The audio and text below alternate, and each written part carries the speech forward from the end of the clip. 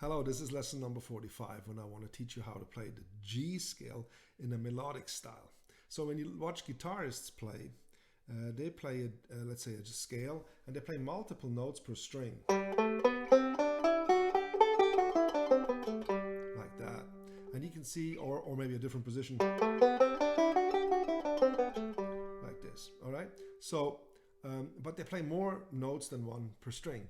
And that sounds great, of course, but there's another style that's been used also in guitar, in lute and all these different instruments, where you try to leave this note ringing while the next one while the next note is appearing. So you can only do that by actually finding that note on a lower string, because it's not going to be on a higher string. So this note here, this A note, I'm going to find on the D string on the 7th fret. So this is the same note here. So when you look at the G scale and I look at the banjo, how it's tuned, well, the G is part of the G scale, the B as well, and the D is the 5th, and then the G. So I have the root, the 3rd, the 5th, and the octave as open notes. So all the other ones, the 2nd note, the 4th note, the 6th note, and the 7th note are pressed. They're not open. So I gotta find a solution of how could I get around, because I don't have to do anything with these. Let's just leave these alone. So that's like I said, the A. I'm gonna put that on the lower string. I'm gonna find it on the 7th fret on the 4th string.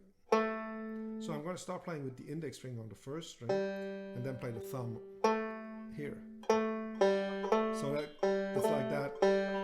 And then I play the 2nd string with the index finger again, which is the 3rd note.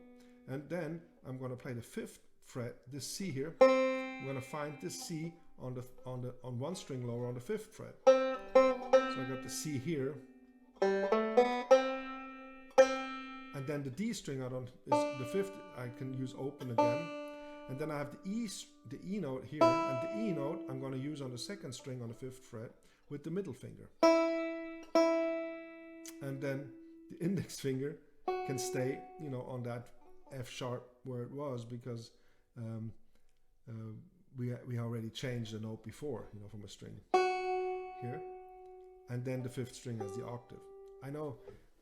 Trust me, I know that's very confusing at first, but you get a hang of it. Don't worry about it. So let's try this again. Start off with the index finger on the 3rd string. Then the ring finger plays 7th fret on the 4th string with the thumb. Okay. Then you play the 2nd string with the index finger. And then you press down the 3rd string on the 5th fret. Play with the thumb. Then you play the 1st string open with the middle finger. And then you play the middle finger on the 5th fret on the 2nd string. Okay? And then this F sharp here, with the index finger.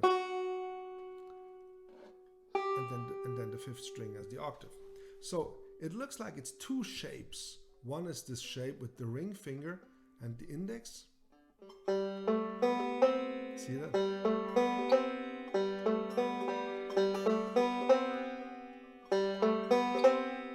That's the first tetra.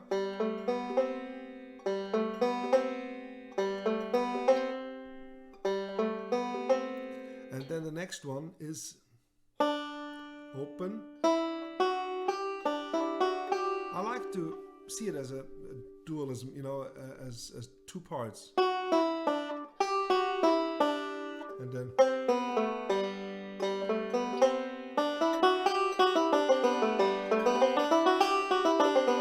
so you can just put them in a row.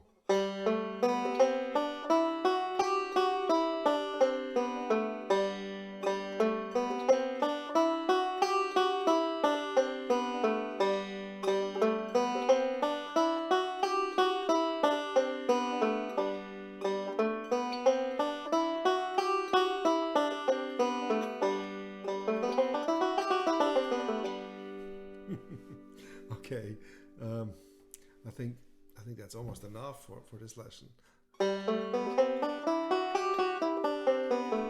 the only thing I could say now in this lesson too is that a lot of times I use the pinky instead of the ring finger for this position.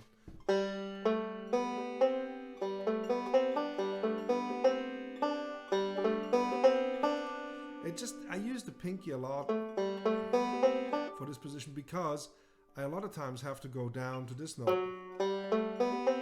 and it's just more handy to use this F sharp here.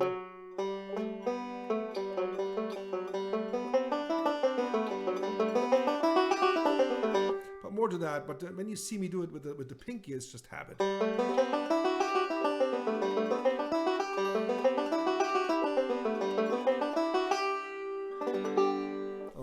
Good luck. Please learn that because we're gonna use it in a tune that I'm starting to get to you with.